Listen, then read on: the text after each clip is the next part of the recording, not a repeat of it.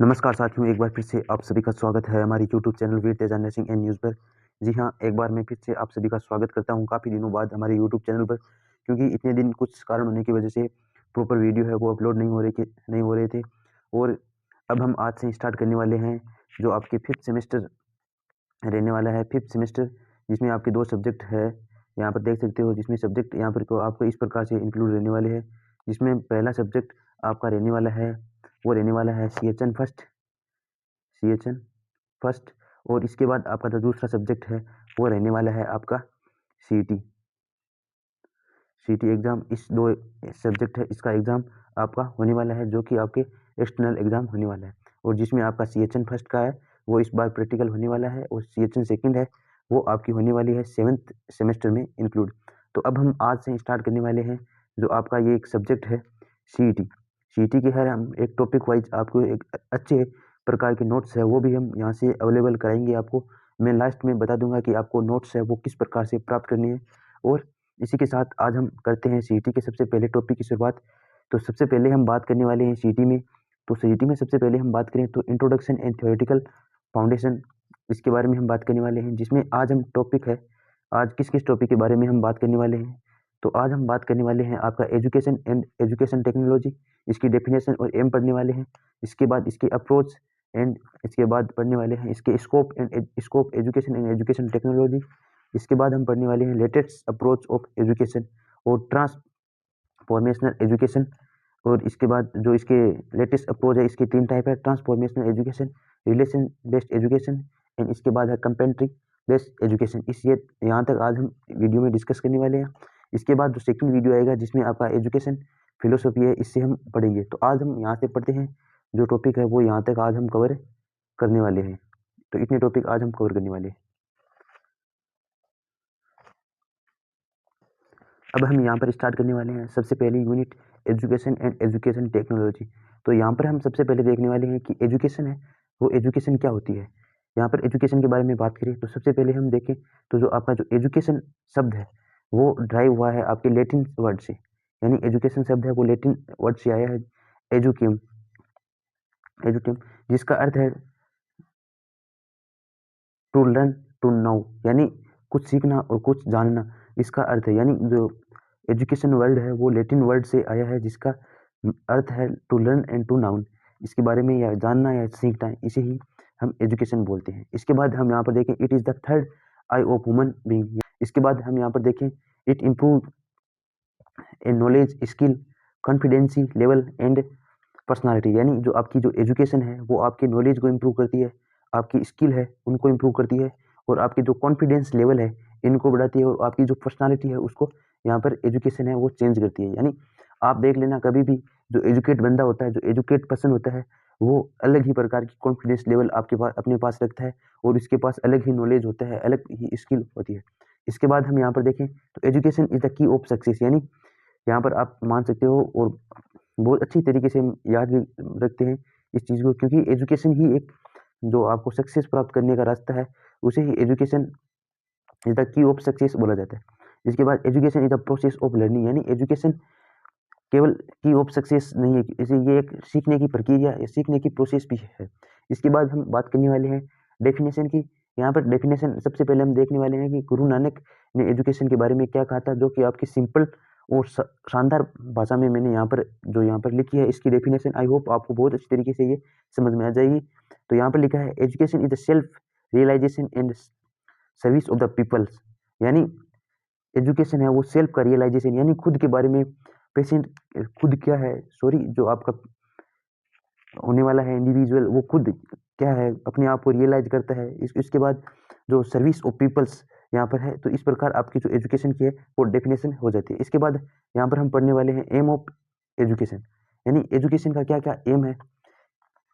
तो एजुकेशन के एम में देखें तो education must provide opportunity for the complete development and individual. जो एजुकेशन है वो जो एक अपॉर्चुनिटी यानी एक मौका प्रोवाइड करती है उसके कंप्लीट डेवलपमेंट, इंडिविजुअल का जो कंप्लीट डेवलपमेंट होता है उसको इम्प्रूव करने का एक मौका प्रदान करती है। यहाँ पर सबसे पहले हम बात करने वाले एम्स के बारे में। तो सोशल एम, सोशल एम का मतलब है कि आपका वर्क इन सोसाइटी, यानी आपके पास अगर अच्छी एजुकेशन आपको मिली है तो आप अच्छे से सोसाइटी में वर्क कर सकते हो, अच्छे से आप कम्युनिकेशन कर सकते हो और आप IPR बना सकते हो। सोसाइटी में जो पर्सन रहते हैं उनके साथ अच्छे से आप IPR बना सकते हो। इसके बाद हम देखें तो वोकेशनल एम, यानी जो वोकेशनल एम से आप क्या समझते हो, गुड सोर्स, यानी आपके पास अगर आपने अच्छी शिक्षा प्राप्त की है तो आपके पास गुड सोर्स होगी, आपको मान लीजिए पैसे कमाने की अच्छी सोर्स होंगी, नॉलेज आपके पास होगा। इसके बाद आपको अप्लीकेबल टू स्पेसिफिक जो आपके कैरियर है इस पर आप कर सकते हो अपनी फोकस। यहाँ पर हम देखें तो दूसरा यहाँ पर हम देखें तो कल्चरल एम। कल्चरल एम के बारे में यहाँ पर किस प्रकार से लिखा है कि नॉलेज रिगार्डिंग टू द जो appropriate for the ones own the culture and other culture like in social norms, यानी जो एजुकेशन है ये हमें सिखाती है कि हमें हमारे खुद के जो कल्चर है उनको भी फॉलो करना चाहिए और दूसरों के भी कल्चर है उनको ही हमें फॉलो करना चाहिए और जो सोसाइटी के नॉर्म्स है उनको भी हमें फॉलो करना चाहिए। इसके बाद मोरल एम्स है, इसमें है it determine what is the right and wrong and honesty justice and love, यानी जो मोरल एम्स एम का क्या मतलब होने वाला है यहाँ पर, जो होने वाला है कि जो एजुकेशन पर्सन होता है, एजुकेशन इंडिविजुअल होता है एजुकेटेड, वो अपने राइट अपने हकों के लिए लड़ता है, जो बात गलत है वो गलत हो, जो बात सही है वो सही है, वो अपनी ईमानदारी पर और अपने जस्टिस न्याय पर टिका रहता है, वो नहीं मुड़ता है किसी भी। इसके बाद स्पिरिचुअल एम के बारे में बात करें तो स्पिरिचुअल में क्या है कि आपका influence on individual overall wellbeing and social actualisation, यानी स्पिरिचुअल में आप मान सकते हो कि जो इंडिविजुअल है वो ओवरऑल वेलबींग होता है और सेल्फ एक्चुअलाइजेशन करता है। इसके बाद इंटेलेक्चुअल एम में लिखा है develop critical thinking reasoning activity. इसके बाद सेल्फ डिपेंडेंट, यानी जो इंटेलेक्चुअल एम्स का मतलब यहाँ पर यही है कि पेशेंट जो पर्सन एजुकेटेड है वो सेल्फ डिपेंडेंट बन सकता है, वो किसी पर निर्भर नहीं रहता, वो अपनी जो क्रिटिकल थिंकिंग है उसको डेवलप कर सकता है। इसके बाद जो रीजनल एक्टिविटी है उनको देख सकता है। इसके बाद हम बात करने वाले हैं नेक्स्ट टॉपिक जो रहने वाला है आपका अप्रोच ऑफ एजुकेशन टेक्नोलॉजी। तो यहाँ पर सबसे पहले हम एजुकेशन टेक्नोलॉजी की जो अप्रोच ऑफ एजुकेशन टेक्नोलॉजी है, तो सबसे पहले हम एजुकेशन टेक्नोलॉजी की डेफिनेशन के बारे में बात करने वाले हैं कि एजुकेशन टेक्नोलॉजी की डेफिनेशन क्या रहने वाली है। हमने पहले एजुकेशन की डेफिनेशन देखी, अब हम बात करने वाले हैं एजुकेशन टेक्नोलॉजी। तो आई होप आपको अच्छी तरीके से यहाँ पर समझ आ रहा होगा कि एजुकेशन का तो मतलब है कि कुछ सीखना, यानी टू लर्न करना, टू नॉलेज। इसके बाद टेक्नोलॉजी है कि जहाँ पर जैसे भी हम किस माध्यम से, जैसे हम ऑनलाइन माध्यम से सीख रहे हैं, डिजिटल माध्यम से सीख रहे हैं, हम एजुकेशन गेम्स के माध्यम से सीख रहे हैं, इस प्रकार से इसे एजुकेशनल टेक्नोलॉजी कहते हैं। अब यहाँ पर इसकी डेफिनेशन देखते हैं। Education technology can be defined as use of technology, यानी एजुकेशन टेक्नोलॉजी डिफाइन करता है कि इसमें यूज ऑफ टेक्नोलॉजी, यानी टेक्नोलॉजी का यूज लिया गया है टू सपोर्ट ट्रांसफॉर्म टीचिंग, यानी जो सपोर्ट करती है transform bye teaching and learning, यानी जो आपको पढ़ाने और सिखाने में हेल्प सपोर्ट करती है। It encompasses in wide range of resources utilise in digital technology and improve education make learning and more effective, यानी इससे जो आपकी एजुकेशन है वो मोर इफेक्टिव और जो इम्पैक्टफुल है वो होती है। तो इसके यहाँ पर उदाहरण क्या मान सकते हो, जो कि कोरोना के बाद सबसे ज़्यादा चलने वाला जो ऑनलाइन कोर्सेज है, जिसे हम परचेज करके हम पढ़ते हैं। इसके बाद डिजिटल टेक्स्ट बुक होती है। इसके बाद एजुकेशनल जो वीडियो है उनसे देखकर आपके सीखते हैं। इसके बाद हम देखने वाले हैं अप्रोच ऑफ एजुकेशन टेक्नोलॉजी। यहाँ पर अप्रोच ऑफ एजुकेशन टेक्नोलॉजी तो 3 अप्रोचेज है, जिसमें सबसे पहला है आपका हार्डवेयर, सॉफ्टवेयर और इसके बाद सिस्टमेटिक अप्रोच। यहाँ पर सबसे हार्डवेयर तो आपने सुना ही होगा, जो कंप्यूटर में आते हैं हार्डवेयर सॉफ्टवेयर, यानी आई होप आपने जो अपने बचपन में है वो इस प्रकार की बातें सुनी होंगी। तो आज हम यहाँ पर देखने वाले हैं हार्डवेयर अप्रोच क्या होता है। Hardware approach educational technology focus on the physical device and equipment use for support learning and teaching, यानी हार्डवेयर अप्रोच एजुकेशनल टेक्नोलॉजी की वे फोकस करते हैं फिजिकल डिवाइस पर और इक्विपमेंट पर, जिसे यूज करते हैं सपोर्ट टीचिंग एंड लर्निंग के लिए। जिसमें उदाहरण बात करें तो कंप्यूटर, मोबाइल, इसके बाद आपका है व्हाइट बोर्ड रहने वाला है। इसके बाद यहाँ पर देखिए सॉफ्टवेयर के बारे में बात करें तो software it is a field of the software approach educational technology psychological principle and are use to place on of machine.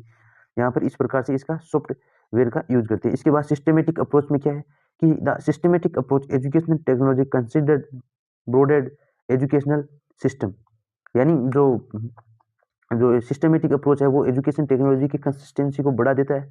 इसके बाद and it's interconnected with the component educational technology is not just about using digital tools but but about create a comprehensive learning environment to support student and success, यानी इसमें क्या होता है कि ये आपका इंटरमीडिएटेड होता है कंपोनेंट एजुकेशन टेक्नोलॉजी के साथ, और जो आपके यहाँ पर डिजिटल टूल्स है उनका यूज लेते हैं, और यहाँ पर जो कम्प्रहेंसिव लर्निंग इन्वायरमेंट प्रोवाइड किया जाता है जिससे स्टूडेंट को सक्सेस प्राप्त हो।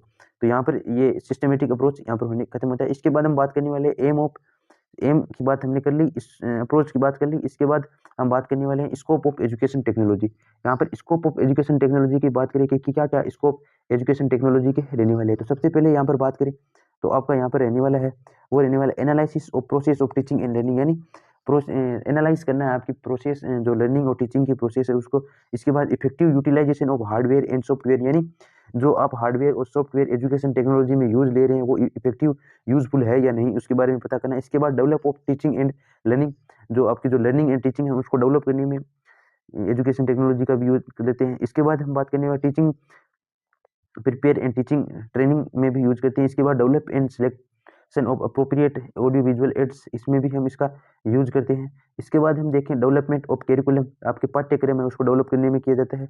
इसके बाद selection of teaching learning strategy, इसमें भी आपका इससे एजुकेशन टेक्नोलॉजी है उसका यूज किया जाता है। अब हम बात करने वाले हैं लेटेस्ट अप्रोच ऑफ एजुकेशन, जो मैंने बताए थे 3 आपके लेटेस्ट अप्रोच ऑफ एजुकेशन है, उसको अब हम एक एक करके देखने वाले हैं। Transformer education, relationship based education, competency based education, यहाँ पर हम इसके बारे में अब बात करने वाले हैं एक एक करके। तो यहाँ पर सबसे पहले हम बात करें तो आपका जो रहने वाला है ट्रांसफॉर्मल एजुकेशन, यानी ट्रांसफॉर्मर मतलब आप यहाँ पर परिवर्तन से समझ सकते हो कि किसी चीज़ में परिवर्तन करना, इसे ट्रांसफॉर्मेशन एजुकेशन के नाम से यहाँ पर हम जानते हैं। तो यहाँ पर सबसे पहले हम देखें तो आप किस प्रकार से देख सकते हो, it is the approach of the teaching and learning to aim the transformation student, जो आपका precipitating volume and behaviour leading to personal growth and social awareness.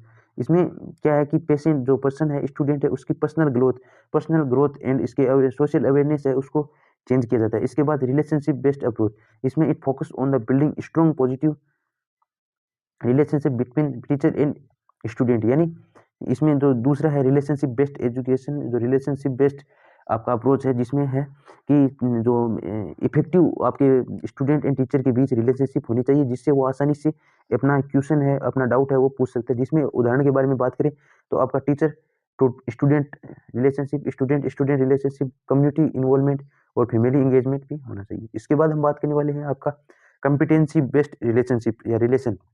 इसमें आप कम्पिटेंसी समझ सकते हो आपकी क्षमता के आधार पर।